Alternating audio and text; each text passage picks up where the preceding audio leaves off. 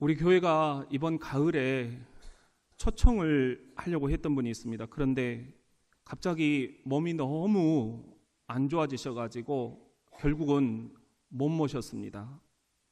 이어령 박사님 생애 마지막 인터뷰가 어제 한 신문에 실렸습니다. 보십시오.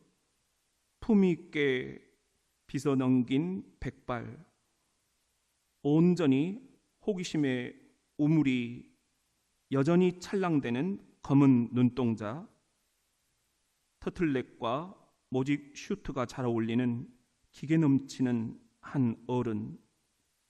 기자는 생애 마지막 인터뷰를 하면서 벅참과 슬픔이 동시에 느껴졌다, 그렇게 쓰고 있더라고요. 우리는 기억합니다. 88 올림픽 개막식, 그가 연출했던 잠실벌의 굴렁쇠 소년, 죽어가는 딸의 전도를 받고 딸한테 이토록 잘해주신 그 하나님께 내가 보답을 좀 해야 되겠다, 그런 마음으로 교회를 나오기 시작한 이어령 박사. 지성에서 영성으로 넘어온 이어령. 때로는 번뜩이는 광야의 언어로, 때로는 천둥 같은 인식의 스파크로 우리 시야의 조망을 터주었던 언어의 거인. 벼랑 끝에서도 늘 우물 찾는 기쁨을 목격하게 해준 이 시대의 진정한 어른. 그런데 지금 그분이 죽음을 앞두고 있습니다. 딸처럼 암 선고받은 후 항암 치료를 하면 6개월, 안 하면 3개월. 딸처럼 항암 치료를 거부하기로 합니다. 딸처럼 조용히 죽음을 받아들일 준비를 하고 있습니다. 저는 어제 생애 마지막 인터뷰 속에서 이분이 자신의 죽음에 대해 언급한 부분이 마음에 와닿았습니다. 모든 게 하나님의 선물이었습니다. 종교가 있든 없든 죽음의 과정에서 신의 선물을 알고 죽는 사람, 모르고 죽는 사람, 천지 차이입니다. 내가 느끼는 죽음은 마른 대지를 적시는 소낙비입니다. 조용히 떨어지는 단풍잎입니다. 겨울이 오고 있구나. 죽음이 계절처럼 오고 있구나. 그러니 내가 받았던 빛나는 선물을 나는 돌려주려고 합니다. 침대에서 깨어 눈 맞추던 식구, 정원에 울던 새, 어김없이 피던 꽃들, 원래 내 것이 아니었으니 돌려보내려고 합니다. 한국말이 얼마나 아름다워요. 죽는다고 하지 않고 돌아간다라고 말합니다. 애초에 있던 그 자리로 나는 돌아갑니다. 사랑하는 성도 여러분, 이 어찌 이어령 박사님만의 신앙 고백이겠습니까? 우리도 모두 돌아갈 것입니다. 저 멀리 배는 나의 시온성, 저 천성에 우리도 곧 돌아갈 것입니다. 나는 순례자 돌아가리. 날 기다리는 밝은 곳에 곧 돌아가리. 기쁨의 나라 예수와 함께 돌아가리.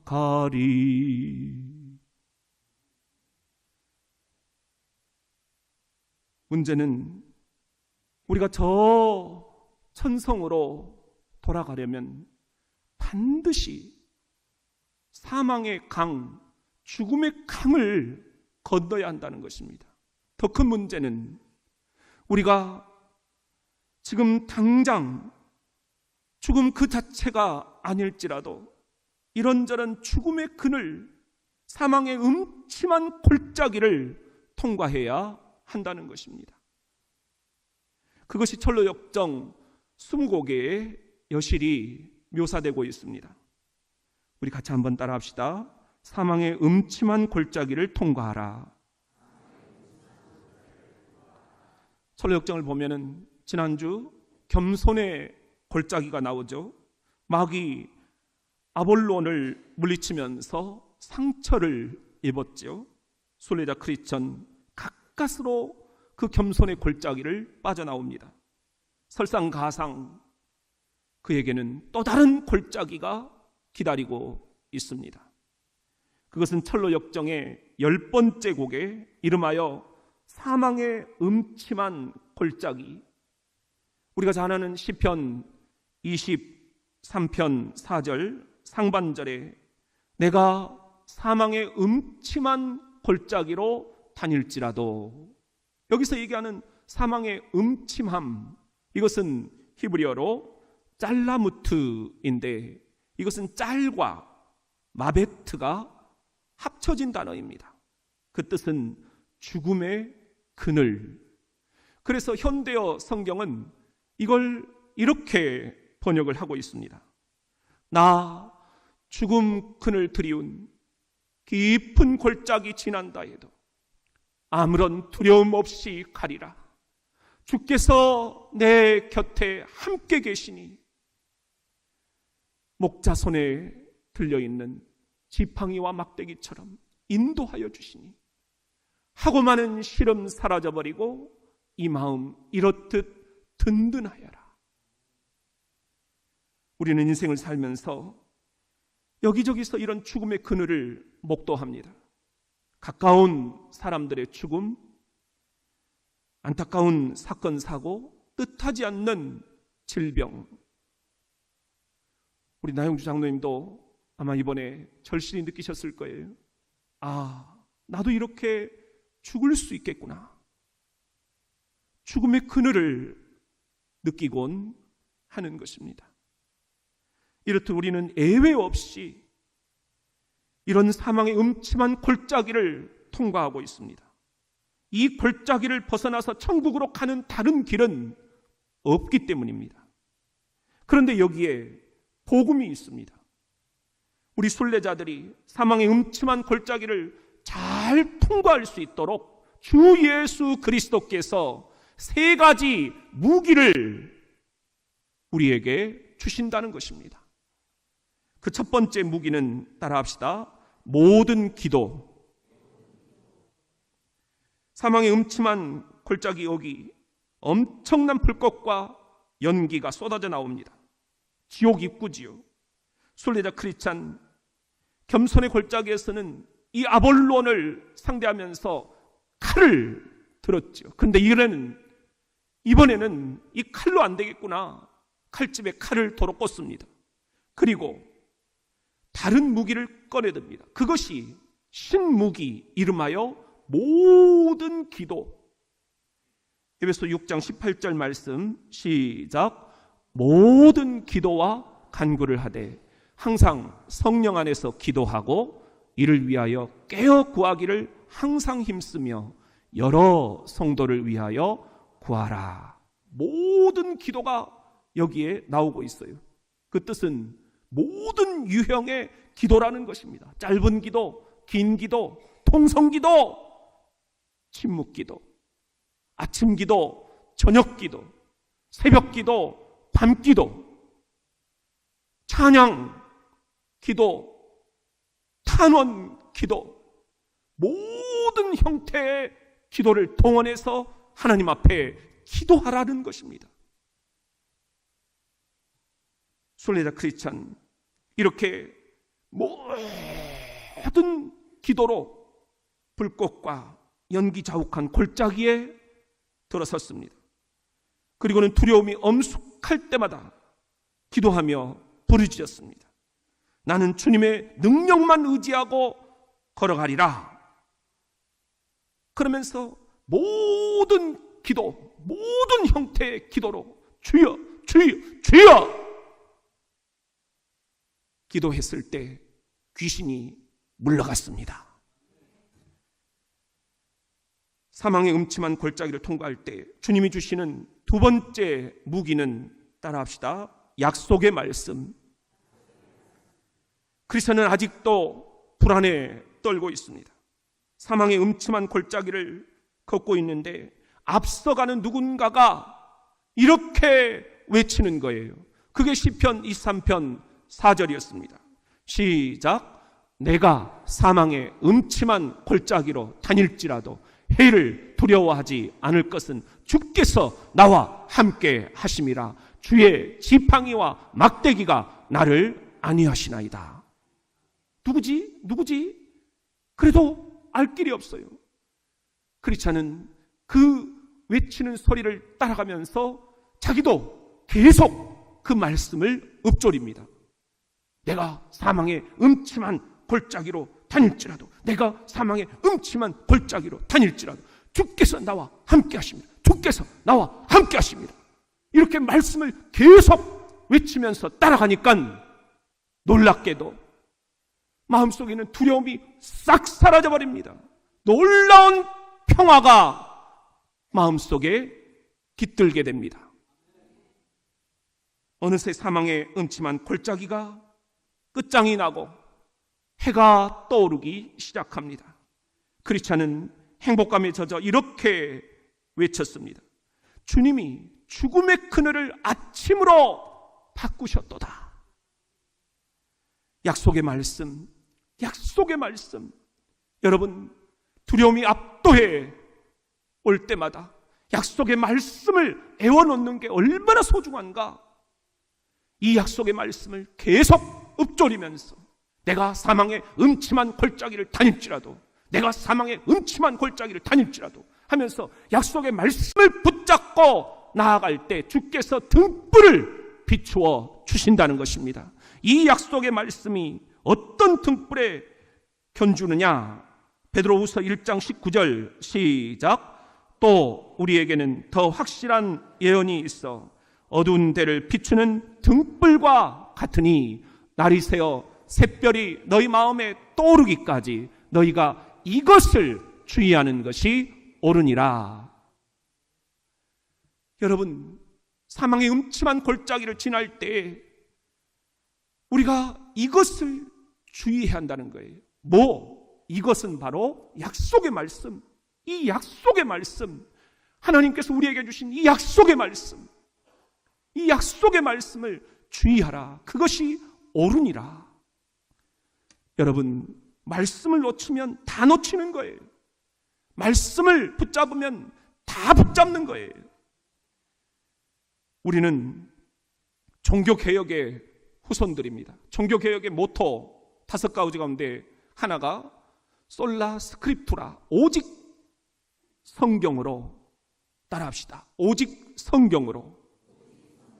당시 교회는 노세한 교황이 면죄부를 판매하면서 타락할 대로 타락을 했습니다. 교인들이 성경을 직접 읽을 수가 없었기 때문에 사제들만 라틴어 성경을 보면서 예식을 집례했기 때문에 교인들은 하나님의 말씀을 접할 길이 없었어요. 그때 마르틴 루터와 칼빈과 쯔빙글리, 이 종교개혁의 선두주자들이 외친 표가 그것입니다. 오직 성경으로, 오직 성경으로 돌아가야 된다. 교황이 아니다.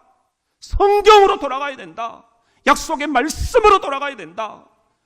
다음 주가 종교개혁 502주년 기념주일입니다. 종교개혁의 후손들이 아닙니까?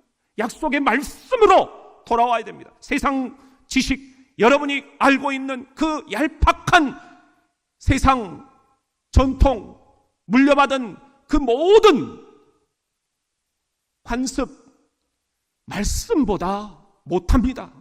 오직 말씀, 오직 약속의 말씀을 부여잡아야 될 것입니다. 사망의 음침한 골짜기를 통과할 때 주님이 주시는 세 번째 무기는 따라합시다. 승리의 찬송. 철로 역정을 보면은 사망의 음침한 골짜기를 이 크리스찬이 무사히 벗어나오면서 그 마지막 순간 승리의 찬송을 주님께 올려드립니다. 그 찬송 가사가 우리가 부르는 25장 찬송이에요. 3절을 우리 같이 한번 하나님께 찬송합시다.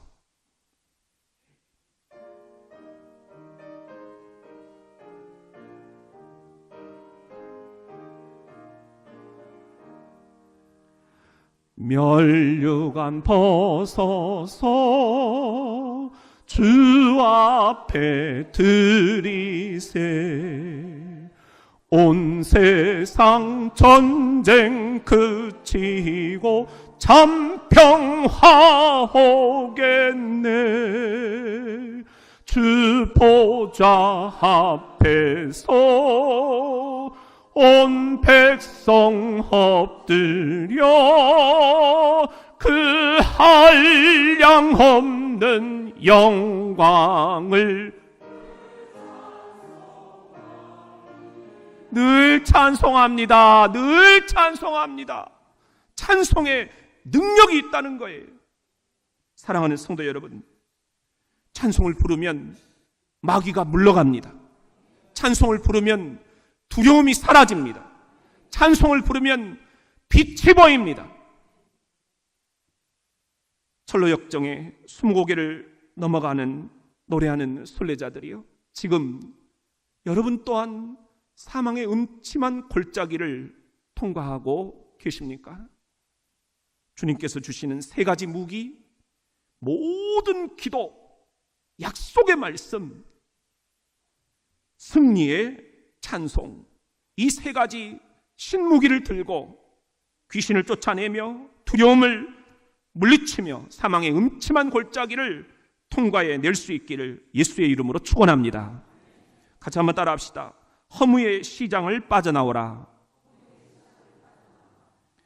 인생을 사는 대부분의 사람들이 방황을 하는 이유가 뭘까요? 세상이 허무의 시장이라는 것을 깨닫지 못하기 때문입니다. 그러지 않습니까? 존 버녀는 우리 순례자들이 천국 가는 길에 반드시 거쳐야 할 곳이 있다. 허무의 시장. 그래서 그것을 철로 역정의 11번째 고개에 배치를 해놓고 있습니다. 우리 순례자들이 광야 저 끝자락 1년 내내 시끌벅적 허무의 시장이 열리는 공허라는 이 마을을 피해갈 수가 없다는 것입니다. 허무의 시장이 보여주는 교훈도 세 가지입니다. 첫째는 세상 추구는 다 헛될 뿐이라는 것입니다. 전도서 1장 2절 말씀입니다. 시작. 전도자가 이르되 헛되고 헛되며 헛되고 헛되니 모든 것이 헛되도다. meaninglessness, 아무런 의미가 없다는 거예요. 신실이라는 사람을 만나서 여기서 동행을 하게 되는 순례자 크리스찬, 그 두 사람이 들어간 곳이 허무의 시장이었습니다. 그런데 그곳에서 팔리는 것들은 삐까번쩍 온 세상 화려하고 빛나는 것들은 다 갖다 놓았습니다. 그런데 크리스찬이 보기에 그것들은 실상 하나같이 무가치한 것들, 의미 없는 것들, meaninglessness. 이것들이 무가치한 이유는 분명합니다. 그 안에 하나님을 떠나 있다라는 것입니다. 그것들이 하나님을 떠나게 한다라는 것입니다. 이 무가치한 것들에 속아서 우리 인생들은 오늘 또 몸부림치며 살아가고 있는 것입니다. 여러분은 어떻습니까? 하나님을 떠난 지식의 추구가 그렇습니다. 전도서 1장 8절 말씀입니다. 시작. 지혜가 많으면 번뇌도 많으니 지식을 더하는 자는 근심을 더하느니라. 하나님을 떠난 쾌락의 추구도 헛될 뿐입니다. 전도서 2장 1절 말씀입니다. 시작. 나는 내 마음에 이르기를 자 내가 시험 삼아 너를 즐겁게 하리니 너는 낙을 누리라 하였으나 보라 이것도 헛되도다. meaninglessness. 하나님을 떠난 물질의 추구도 헛될 뿐입니다. 전도서 2장 23절 시작. 일평생에 근심하며 수고하는 것이 슬픔뿐이라. 그의 마음이 밤에도 쉬지 못하니 이것도 헛되도다. meaninglessness. 허무의 시장이 보여주는 두 번째 교훈은 세상에서 추구할 참된 가치는 진리라는 것입니다. 진리. 허무의 시장을 거들떠보지도 않고 지나가는 이 두 명의 순례자에게 거기 있는 한 상인이 묻습니다. 당신들이 도대체 찾는 건 뭡니까? 그때 이 크리스찬과 신실이 한 목소리 되어 단호하게 외칩니다. 우리는 진리를 사려고 합니다. 이것이 잠언 23장 23절을 존 번연이 가지고 온 거예요. 우리 같이 한번 읽어보겠습니다. 시작. 진리를 사되 팔지는 말며 지혜와 훈계와 명철도 그리할지니라. 여기서 말하는 진리는 바로 예수 그리스도를 예표하는 단어라고 우리가 수요일에 공부를 했지 않습니까? 요한복음 14장 6절입니다. 시작. 예수께서 이르시되 내가 곧 길이요 진리요 생명이니 나로 말미암지 않고는 아버지께로 올 자가 없느니라. 아멘. 진리 되신 예수 그리스도, 이분을 내 인생의 주인으로 삼고 그분의 말씀 안에 거할 때 우리는 허무주의가 판치는 이 세상 한복판에서 참 가치, 참 자유를 누리며 살 수가 있는 것입니다. 요한복음 8장 32절이 그 말씀입니다. 시작. 진리를 알지니 진리가 너희를 자유롭게 하리라. 진리 대신 예수 그리스도를 너희가 알아야만 그분이 너희를 자유롭게, 진정한 자유를 너희를 주실 것이다. 허무의 시장이 보여주는 세 번째 교훈은 참 가치는 언제나 계승된다라는 것입니다. 이 허무의 시장을 통과하던 크리스찬과 신실, 시장통 사람들의 자기들하고 옷차림새가 다르다, 자기들하고 말투가 다르다, 자기들이 그렇게 사라고 하는 허무의 시장의 상품들을 이들이 사지 않는다, 이런 말도 안 되는 이유를 내걸고 체포합니다. 옥에 가둡니다. 사형 언도를 내립니다. 말도 안 되는 거예요.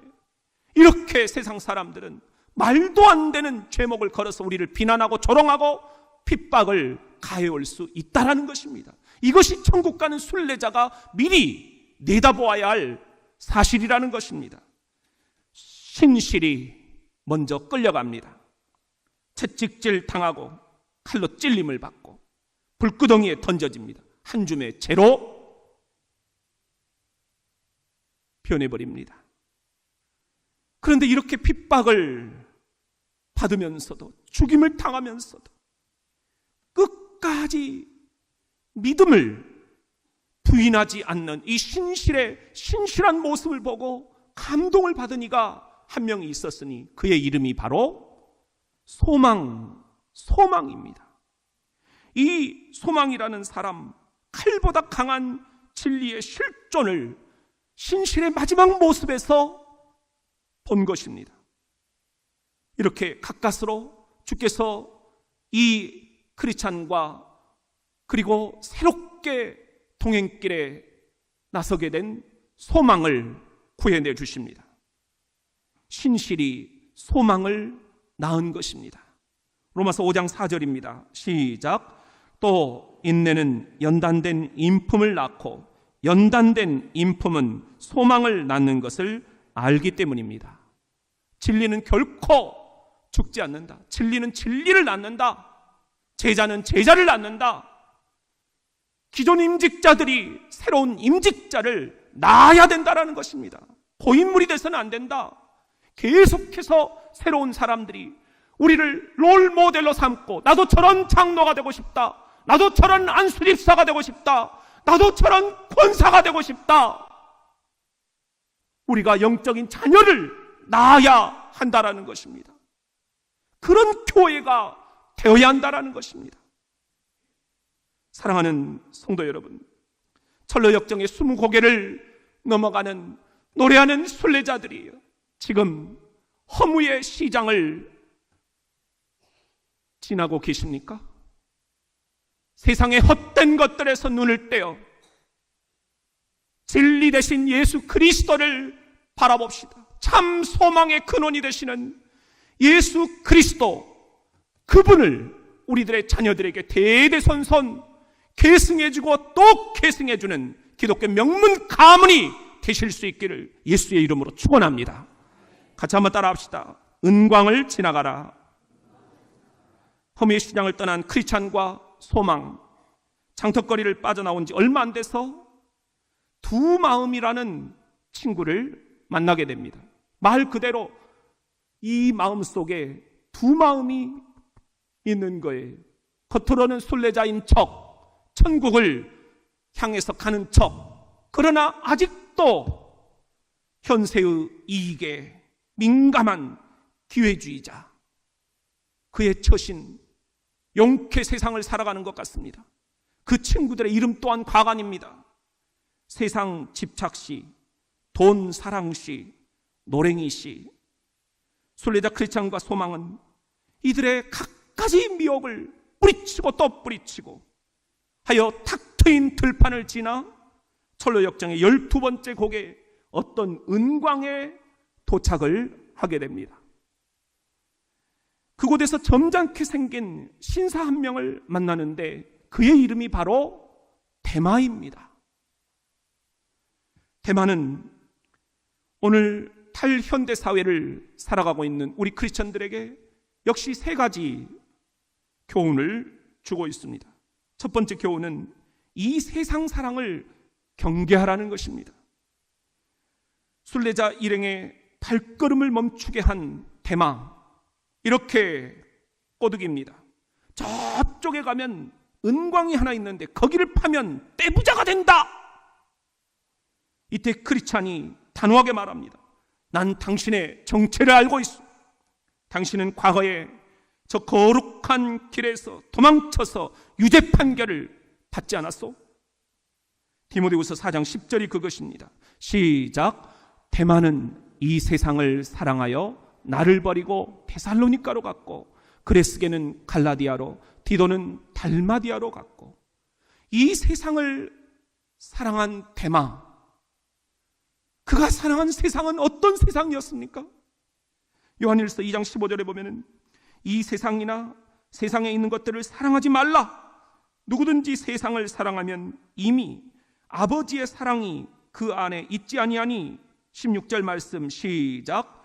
이는 세상에 있는 모든 것이 육신의 정욕과 안목의 정욕과 이생의 자랑이니 다 아버지께로부터 온 것이 아니요 세상으로부터 온 것이라.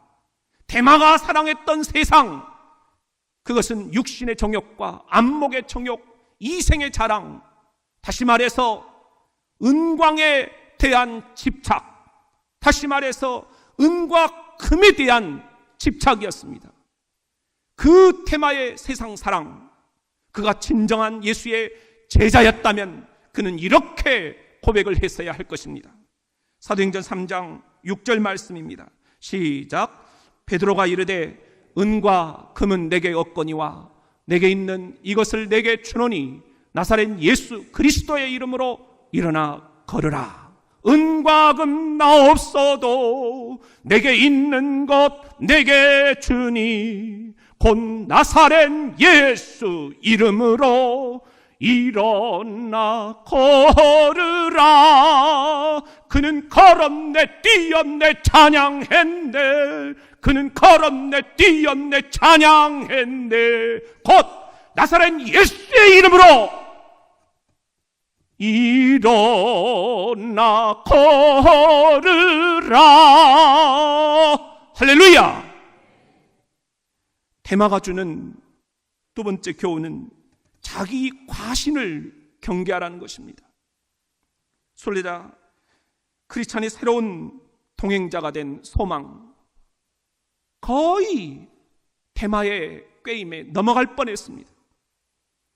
이때 크리스찬이 대마에게 소리쳤습니다. 정말 이곳 은광이 위험하지 않다는 말이냐? 수많은 순례자들이 여기서 이 은광에서 발목이 잡혔다고 나는 들었다. 이때 대마가 말합니다. 아주 조심성 없는 사람들이라면 모를까? 그렇게 위험하지 않아요. 여러분, 조금만 조심하면 이 욕망 덩어리 내가 극복할 수 있다. 대마는 오늘 또 그렇게 여러분에게 속삭이고 있는 것 아니겠습니까? 야고보의 경고를 들어봅시다. 1장 15절 말씀입니다. 시작. 욕심이 잉태한 즉 죄를 낳고 죄가 장성한 즉 사망을 낳느니라. 모든 중독, 술 중독, 도박 중독, 포르노 중독, 돈 중독, 섹스 중독, 권력 중독, 다 섣부른 자신감에서 시작됩니다. 나는 요 정도 욕망은 컨트롤할 수 있다. 절대로 자신을 과신해서는 안 될 것입니다. 스스로 자자, 자신만만이 아니라 주님 주자, 주신만만이 되어야 할 것입니다. 대마가 주는 세 번째 교훈은 롯의 철을 기억하라는 것입니다. 대마를 떠난 크리스찬과 소망, 얼마 안 돼서 오래된 기념물을 발견합니다. 거기 새겨진 낯선 글귀를 크리스찬이 어렵게 해독을 해냅니다. 이렇게 되어 있었습니다. 누가복음 17장 32절 시작. 롯의 철을 기억하라. 오늘 본문 말씀이죠. 왜 롯의 철을 기억하라 하셨는지 우리는 대번에 감을 잡습니다. 창세기 19장 26절 때문입니다. 시작. 롯의 아내는 뒤를 돌아보았으므로 소금 기둥이 되었더라. 잘 아시잖아요.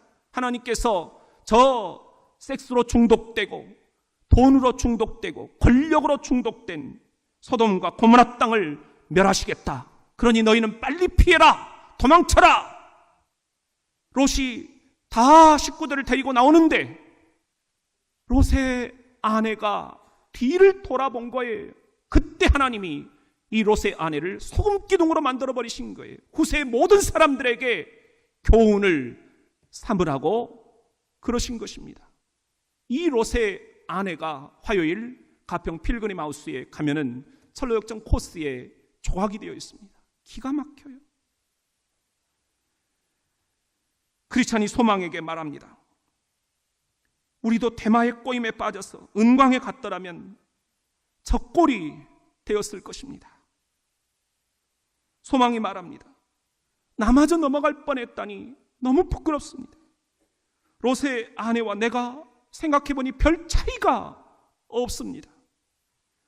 아니 저 여인은 그저 뒤를 돌아다 보았을 뿐이고 나는 직접 가보려고 했으니 너무너무 창피합니다. 사랑하는 성도 여러분, 철로역정의 20고개를 넘고 있는 노래하는 순례자들이에요. 지금 은광을 지나고 있습니까? 은광의 유혹, 돈의 유혹, 천국 가는 순례길에 이 돈, 이 은광의 유혹을 어떻게 극복해야 한다는 말입니까? 우리 믿음의 선조들이 그 은광의 유혹을 뿌리치고 걸어갔던 그 순례길을 택할 것인지 아니면 대마와 롯의 처가 택한 그 부끄러운 길을 선택할 것인지 이 가을 사랑하는 나의 형제와 자매 여러분, 주님이 주시는 음성을 들읍시다. 롯의 철을 기억하라. 기도합시다.